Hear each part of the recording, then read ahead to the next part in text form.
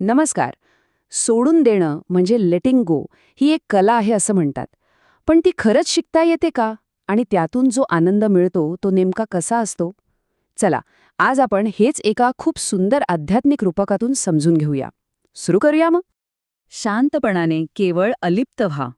ऐकायला किती साधं सोपं वाटतंय नाही का?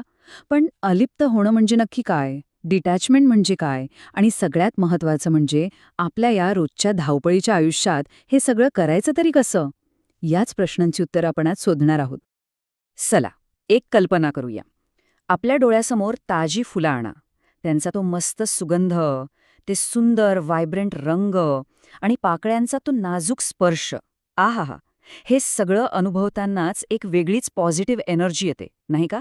खरंय, ती फुलं पाहिली ना की मन आपोआप प्रसन्न होतं. बरं, मग आपण काय करतो? ती फुलं घरी आणतो, छान फुलदाणीत ठेवतो आणि त्या क्षणी आपल्या मनात एक लहानशी पण खूप महत्वाची भावना येते की ही फुलं माझी आहेत, बरोबर? त्यांच्यावर आपला जणू काही एक हक्कच तयार होतो, एक आपलेपणाची भावना येते. पण आता तो क्षण आठवून बघा, जेव्हा आपण तीच सुंदर फुलं अगदी श्रद्धेने देवाच्या चरणी वाहतो. त्या एका क्षणात सगळं चित्रच पालटं. जी फुलं आत्तापर्यंत माझी होती, ती अर्पण केल्या क्षणी त्याची होऊन जातात. आपली जी मालकीची भावना होती ना, ती त्या क्षणी अक्षरशः नाहीशी होते. आणि ह्याच सहज बदलाला म्हणतात अलिप्तता किंवा डिटॅचमेंट. गंमत बघा, इथे काहीतरी गमावल्याची, हरवल्याची भावना अजिबात नाहीये. उलट जे माझं होतं ना, ते आता त्याच्या मूळ मालकाकडे गेलं आहे, याचा एक शांतपणे केलेला स्वीकार आहे. ही ओढ आणि आसक्तीतून मिळालेली एक प्रकारची सुंदर सुटकाच आहे. आणि सगळ्यात विशेष गोष्ट काय आहे माहितीये? आपण जेव्हा ही फुलं अर्पण करतो, तेव्हा मनात त्यागाची वगैरे भावना कधीच येत नाही. मनात फक्त एकच निर्मळ विचार असतो, अरे, ज्याचं होतं त्याला परत दिलं, बस. आणि याच एका भावनेमुळे त्या फुलांबद्दलची आपली सगळी ओढ, सगळी आसक्ती पूर्णपणे निघून जाते. चला, आता या अर्पण केलेल्या फुलांचं पुढे काय होतं त्यांचं जीवनचक्र बघूया. समजा काल आपण ताजी फुलं देवाला वाहिली. आज ती कोमेजून गेली, शिळी झाली, ज्याला आपण निर्माल्य म्हणतो. मग आपली पुढची स्टेप काय असते? आपण ते निर्माल्य उचलतो आणि अगदी शांतपणे त्याचं विसर्जन करतो, बरोबर? ज्याला गंगार्पण करणं असंही म्हणतात. हा एक अगदी नैसर्गिक क्रम आहे. आणि यातला सगळ्यात महत्त्वाचा मुद्दा हाच आहे की आपण हे सगळं किती सहज करतो. त्या कोमेजलेल्या फुलांबद्दल आपल्या मनात ना मोह असतो, ना कोणती अपेक्षा उरलेली असते. अरे देवा, हे मी कसं सोडून देऊ? असा प्रश्न मनात येतो का कधी? नाही, चुकूनही येत नाही. आपण ते अगदी सहजपणे सोडून देतो. आता बघा, हेच फुलांचं उदाहरण आपल्या भावनांना किती तंतोतंत लागू होतं. विचार करा, शिळी फुलं जर घरात तशीच ठेवली तर काय होतं? ती सडतात, खराब होतात, दुर्गंधी पसरवतात. तसंच, अगदी तसंच जुनी दुःख जर आपण मनात साठवून ठेवलीत तर ती सुद्धा मनाला आतून पोखरून काढतात. मग यावर उपाय काय? सोपं आहे. तोच उपाय जो आपण फुलांच्या बाबतीत करतो. जशी फुलं आपण त्याच्या चरणी वाहिली ना, तशीच आपली सगळी दुःख, सगळ्या वेदना, सगळं काही त्याच्या चरणी अर्पण करायचं आणि एकदम शांत व्हायचं. मनात फक्त हा एकच भाव ठेवायचा की जी दुःख आतापर्यंत माझी होती ती आता त्याची झाली आहेत. म्हणूनच जुनी दुःख अशी उराशी कवटाळून बसणं म्हणजे घरात शिळी, सडलेली फुलं जपून ठेवण्यासारखंच आहे, नाही का? ती सडणार, मनाला पोखरून काढणार आणि आपल्याला आतून कमजोर करणार. खरं शहाणपण कशात आहे?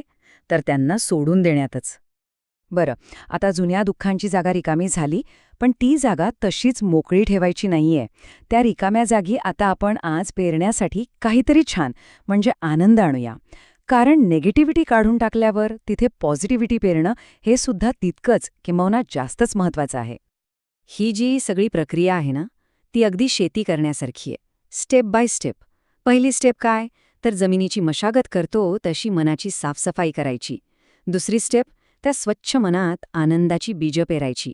आणि तिसरी, सगळ्यात महत्त्वाची स्टेप, त्या पेरलेल्या आनंदाच्या रोपांची अगदी काळजीपूर्वक जोपासना करायची. आणि या पेरणीचा जो परतावा मिळतो ना, तो तर अविश्वसनीय आहे. तो 100 पटीने मिळतो. म्हणजे आपण पेरलेला एक छोटासा आनंदाचा कण अनेक पटींनी वाढतो. आणि तो फक्त वाढत नाही, तर आपलं संपूर्ण आयुष्यच समृद्ध करून टाकतो. खरं तर या 2 सुंदर ओळींमध्ये या सगळ्या विचारांचं सार दडलेलं आहे. दुःख सोडून द्यावे, निर्माल्य बनते. आनंद पेरत जावा, समाधान राहते. किती खरंय, दुःखाला सोडून दिलं की ते निर्माल्य होऊन जातं आणि जर आनंद पेरत राहिलो तर तेच समाधान बनून आपल्यासोबत कायमचं राहतं. आणि गंमत म्हणजे हा जो आतला बदल आहे ना, तो आपल्या बाहेरच्या जगाकडे पाहण्याचा दृष्टिकोन सुद्धा बदलून टाकतो. म्हणजे बघा, जर आपण सतत लोकांना जज करत बसलो, पारखत बसलो, तर आपल्याला कोणीच आपलं वाटणार नाही. पण याउलट जर आपण त्यांना समजून घेण्याचा प्रयत्न केला, तर या जगात कोणीच परकं वाटणार नाही. मग ह्या सगळ्या चांगुलपणाचा पाया काय आहे? तो या 4 गोष्टींमध्ये आहे. 1. मुखात गोडवा. 2. मनात प्रेम. 3. वागण्यात नम्रता. आणि 4. हृदयात इतरांच्या दुःखाची जाण म्हणजे करुणा. म्हणतात ना, या 4 गोष्टी जर असतील तर बाकी सगळं चांगलं आपोआप घडत जातं. आणि जाता जाता हा एक खूप सुंदर विचार नक्की लक्षात ठेवण्यासारखा आहे. खरा आनंद हा स्वतःसाठी काहीतरी मिळवण्यात नाही, तर दुसऱ्याला काहीतरी देण्यात आहे. कारण असं म्हणतात की जेव्हा आपण दुसऱ्याच्या दारात सुखाचं झाड लावतो ना, तेव्हा त्याच्या आनंदाची फुलं नकळतपणे आपल्याही अंगणात येऊन पडतात. तर मग या सगळ्या विवेचनाच्या शेवटी एक साधा प्रश्न उरतो, जो आपण सगळ्यांनी स्वतःला विचारायला हवा. आज आपण आपल्या आणि इतरांच्या आयुष्यात नेमका कोणता आनंद पेरणार आहोत, यावर विचार नक्की करा. व्हिडिओला लाईक करा, चॅनलला सबस्क्राईब करा आणि असेच सुंदर विचारांसाठी आमच्या सोबत रहा.